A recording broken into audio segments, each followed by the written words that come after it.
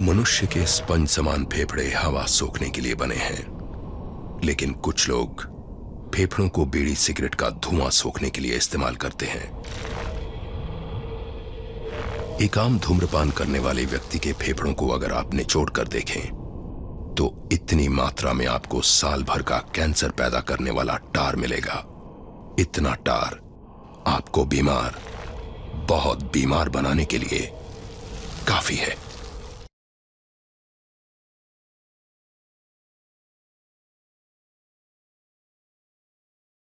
हम रोज 50 नए मरीज देख रहे हैं। महीने में करीब 1000। 80 से 90% मुंह के कैंसर तंबाकू चबाने से होते हैं। यहाँ पे हमारी सेटअप में हम लोग बहुत तंबाकू रिलेटेड केसेस देख रहे हैं। और जैसे कि हम लोग पहले पेशेंट को तंबाकू छुड़ाने का ट्रीटमेंट करते हैं, उसके बाद में उसको सर्जरी के लिए लेते हैं। वैसे तंबाकू का ट्रीटमेंट है, तंबाकू छुड़ा जा सकता है।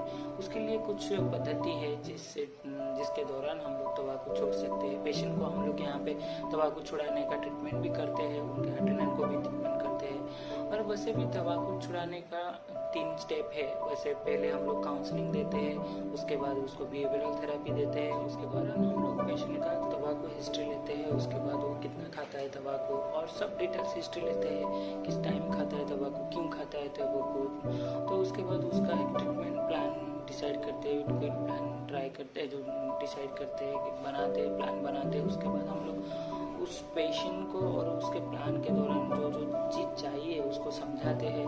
वैसे हम लोग सेकेंड में बिहेवियरल थेरेपी देते हैं। बिहेवियरल थेरेपी में उसका वो कैसे अपने बिहेवियर को मॉडिफाई करे, जो विड्रॉल सिम्टम और क्रेविंग है उसको कैसे अब उस टाइम में अपना थॉट को कैसे मैनेज करे, कैसे अपना बिहेवियर को मैनेज करे, अपने बिहेवियर को कैसे तंबाकू खाने से रोके। तो उसको हम लोग समझाते हैं, कुछ टिप्स देते हैं। निकोटिन रिप्लेसमेंट थेरेपी में हम लोग पेशेंट को निकोटिन को कैसे रोका जाए उसके लिए कुछ मेडिसिन देते हैं, जैसे कि हम लोग निकोटिन पैच देते हैं, निकोटिन गम देते हैं, निकोटिन लॉजेंस देते हैं। उसका डिफरेंट टाइप ऑफ यूज जो पेशेंट को बताते हैं।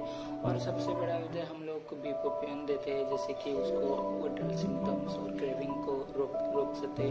और लेटेस्टली हम लोग निकोटिन बीटा ब्लॉकर भी यूज करते हैं, बैरन क्लीनिंग जैसे कि बीटा ब्लॉकर सब लोग यूज करते हैं। तो इसके दौरान क्या होता है, पेशेंट को वो जो क्रेविंग होता है, उसका जो इच्छा होता है तंबाकू खाने का इच्छा, वो कम हो जाता है।